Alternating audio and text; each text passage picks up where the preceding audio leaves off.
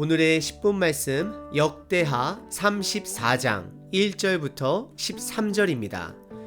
34장부터 35장까지는 남유다의 16대 왕 요시야 왕의 이야기를 담고 있습니다. 참고로 저희들이 보고 있는 역대기에서는 요시야 왕보다는 히스기야 왕의 행적에 더 집중을 하고 있습니다. 하지만 열왕기에서는 요시야 왕을 집중해서 이야기하고 있습니다. 그리고 열왕기에서는 요시야 왕의 대대적인 개혁에 집중했다라면 역대기에서는 요시야 왕의 개혁 과정과 그가 어려서부터 개혁을 준비하여 유월절 제사를 회복을 겨냥하여 개혁을 이루어 나아가는 과정들을 더 집중해서 보실 수 있습니다.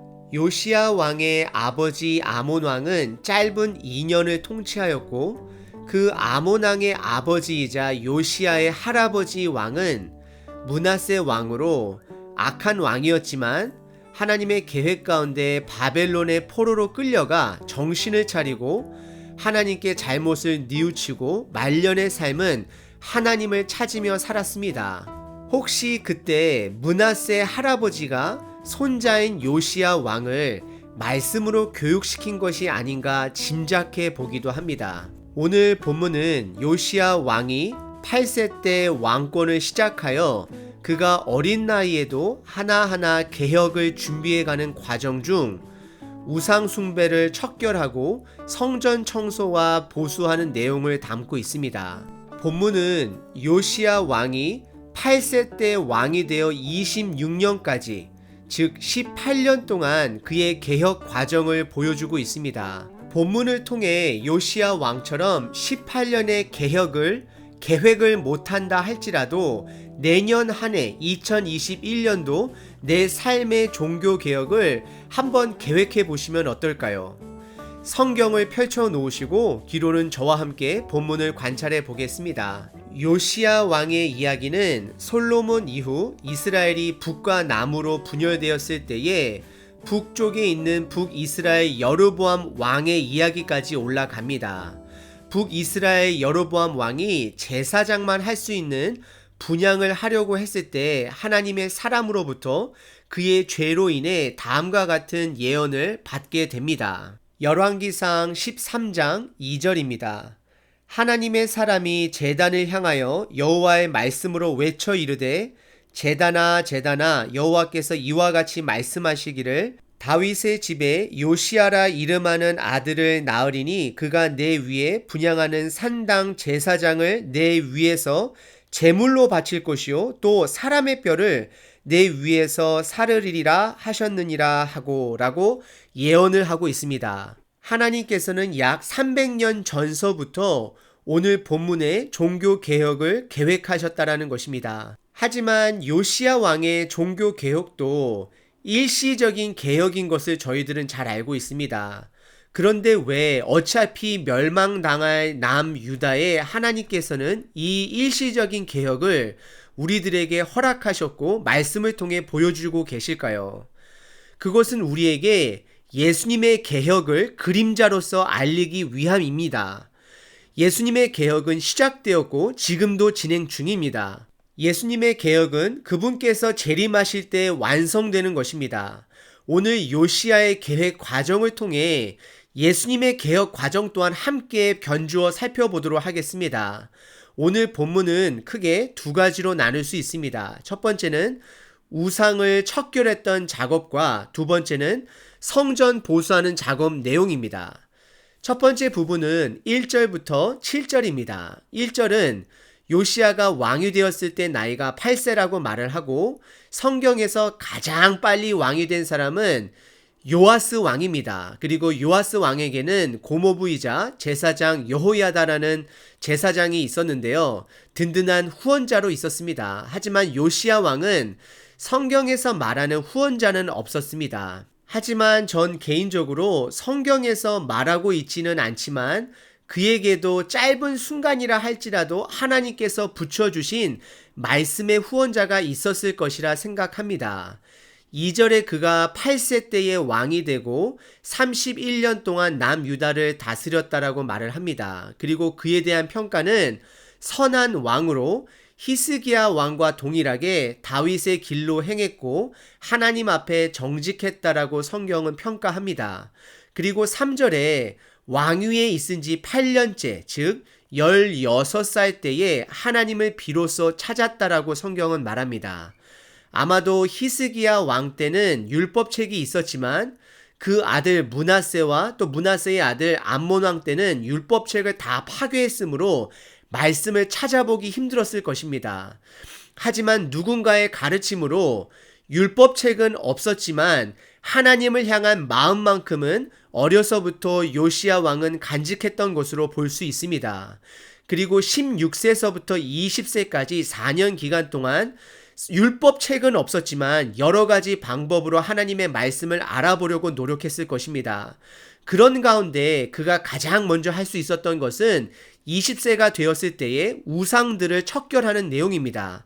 아까 전에 먼저 읽어드렸던 열왕기상 13장 2절의 말씀의 예언이 이루어지는 것입니다. 3절 중반부터 우상 척결을 시작하게 되어지는데요. 아세라 목상들, 아로새긴 우상들, 부어 만든 우상들, 바알 우상들, 태양상 우상들을 다 제거해버리고 4절 끝부분에 아세라 우상들을 빻아 가루를 만들어 제사하던 자들의 무덤에 뿌리고 우상숭배 제사장들의 뼈를 제단 위에 불사를 정도로 예언대로 과격한 개혁운동을 했음을 성경은 말하고 있습니다.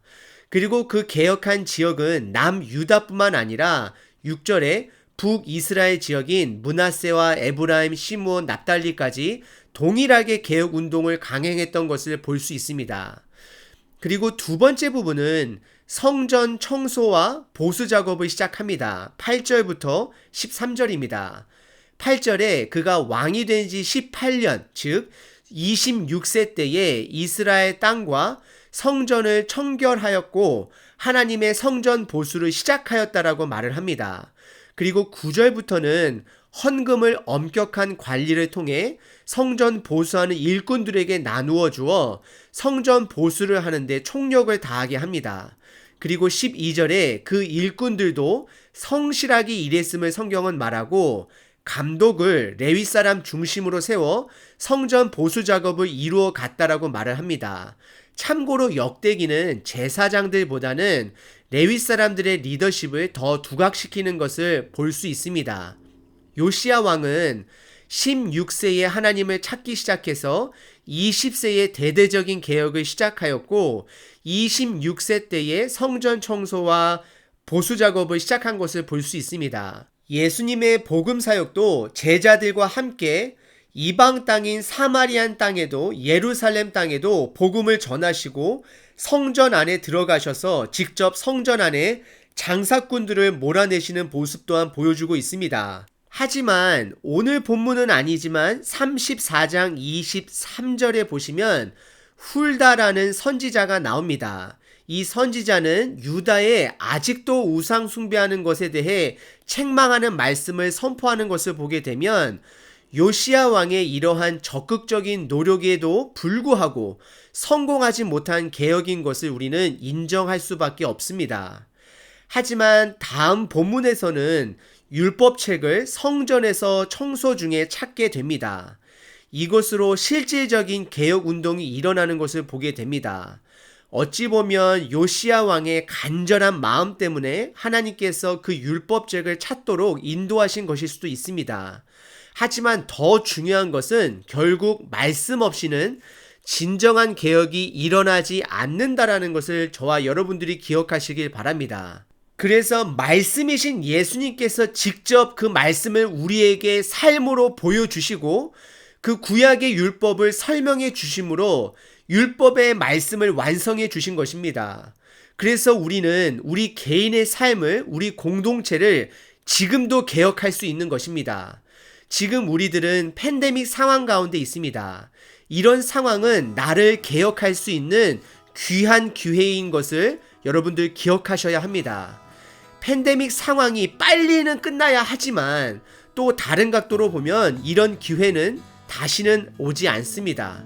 세 가지 질문을 통해 얼마 남지 않은 팬데믹 상황 가운데 철저하게 나를 개혁이 아닌 혁명을 해보시면 어떨까요?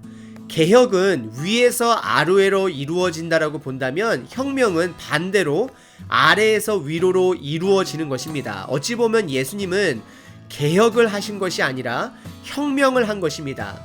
낮은 곳에서 변화를 시작하신 것입니다. 첫 번째 질문입니다. 매일 내 삶 속에 말씀을 보는 시간이 있는가? 말씀 없는 변화는 개혁도 혁명도 아닌 그냥 광기입니다. 말씀 보는 정확한 시간, 장소, 방법이 없으면 우리는 말씀 보는 사람이 아닙니다. 두 번째, 내 삶에 말씀과 진솔한 삶을 나눌 수 있는 사람이 있는가? 예를 들어 내가 코로나가 걸렸을 때에 나를 위험한 병자 취급하는 것이 아니라 나를 위해 기도해주고 나에게 약을 가져다주고 음식을 가져다줄 형제 자매가 있는가? 마지막 세 번째, 더 무언가를 받기 위해 주일 예배를 참여하는 것이 아니라 드리기 위해서 공동체 예배를 나는 드리고 있는가? 설교는 나의 감정을 터치하기 위해 듣는 것이 아닙니다. 오히려 불편하기 위해 듣는 것입니다. 주일 공동체 말씀 이후 삶 속에서 각자가 그 말씀을 이루기 위해 몸부림을 쳐야 하는 것입니다. 교회를 통해 무언가를 계속해서 받기만을 원한다면 결국 우리는 철새처럼 교회를 쇼핑하러 다닐 수밖에 없습니다. 오늘 본문 요시야 왕의 18년 동안의 우상 척결과 성전 보수 작업을 통해 내가 나에게 해야 하는 믿음의 개혁을 한번 고민해 보시는 하루 되시길 바랍니다.